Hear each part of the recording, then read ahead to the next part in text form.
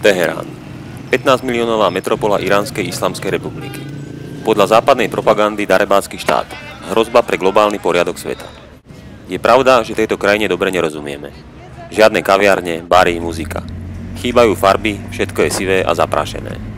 Niektoré zákony a tresty sú priam stredoveké. Trochu nám to pripomína socializmus, v ktorom sme vyrastali. Na druhej strane ulice sú čisté, ľudia usmievaví a zhovorčiví. Vyslovenú chudobu nie je vidieť.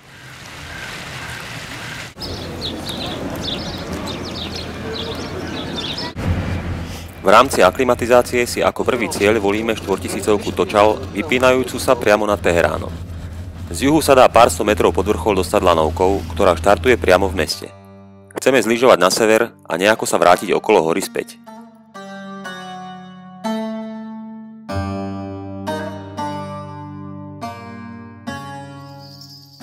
2000 metrov nižšie tušíme strechy akejsi dedinky. Veríme, že to nie je iba očný klam.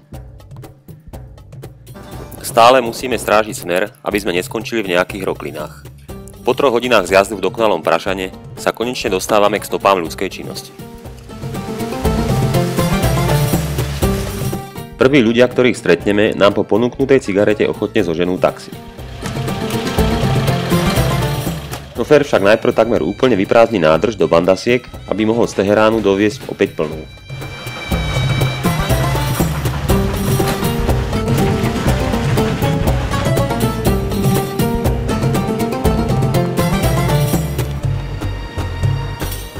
Tentokrát vyrážame na juh. Skialpinizmus v tejto krajine má príchuť dávneho objaviteľstva, pretože neexistujú takmer žiadne relevantné informácie. Na automape v centrálnom Iráne objavíme horu Širkuch 4075 metrov vysokú. Viac nevieme. Veríme, že nejaké informácie získame priamo na mieste. Púštnou krajinou sa presúvame do mesta Yazd, ktoré leží v samom strede Iránu. Je to pradávne centrum zoroastrizmu, prvého monoteistického náboženstva. Bytujeme sa v turistickom hotelíku a nasledujúci deň venujeme miestnej originálnej kultúre a histórii.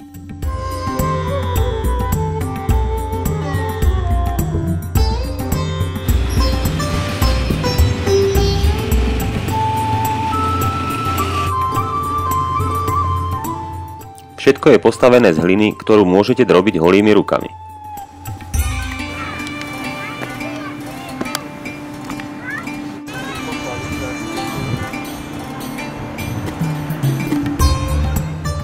Úzke spletité uličky a ľudia zahalení v dlhých hábitoch nám pripomínajú krajiny z rozprávok o 1001 noci.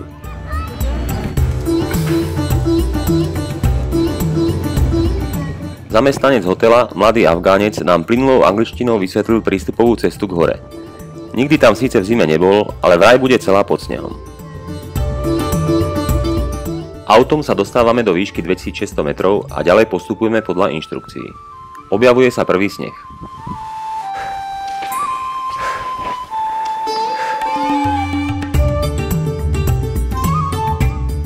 V silnom vetre prichádzame k akémusi prístrežku.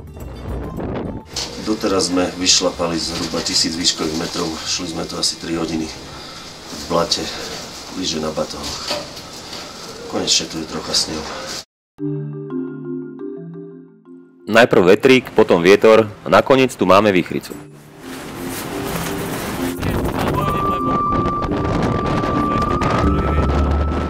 Nárazy vetra sú také silné, že nás občas hodí na zem.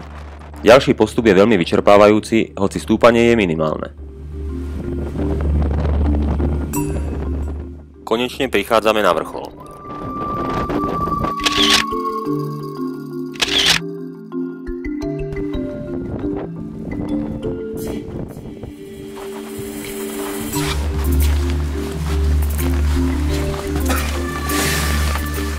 Našťastie, okrem Koránu je na vrchole aj bivakovacia búda, v ktorej sa môžeme na chvíľu ukryť pred výchricou. Po krátkom oddychu opäť pripíname lyže.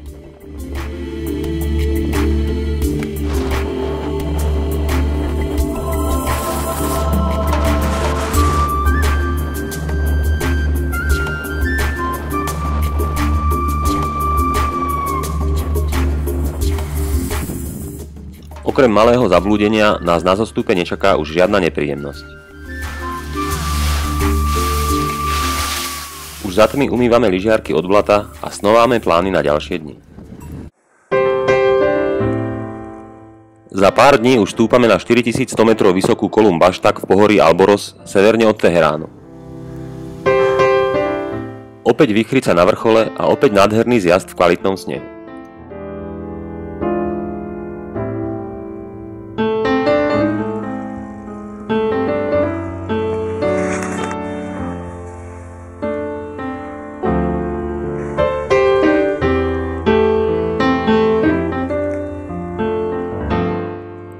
Zjazd zakončíme na úpetí hory v lyžiarskom stredisku Tizin. 2 dni lyžujeme na vlekoch v Prašane po kolená. Tu končí naše iránske dobrodružstvo. Čaká nás boj s rutinou všedného života.